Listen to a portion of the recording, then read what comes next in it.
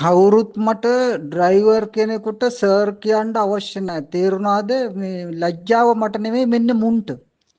මේ මම මේ කිව්ව හෝටල් එකට අරන් යන ගමන් මගේ වාහනේ මුන්නේ උඹලට තොරතුරු දෙන්න ඉස්සර පවුලක් හිටියා දෙවෙනි පවුලක් හිටියා ඕමයි මේමයි කියලා උඹලට තොරතුරු දෙන්නේ මුන්නේ මේ ඉන්නේ මම අරන් ගිහලා හෝටලයට හුකණ්ඩ ගෙනියනවා මේ තියෙන්නේ බලාගනි.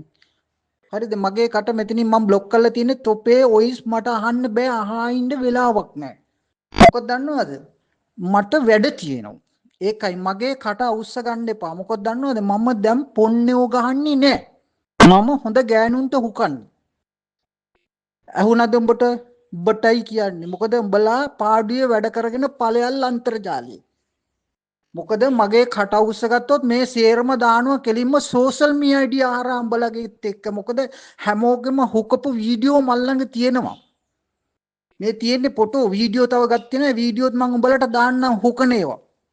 පවුල් දෙකකට හුකනවාද 3කට හිකුවද 5කට හිතුවද කියලා මම උඹලට දෙන්නම් ගානට.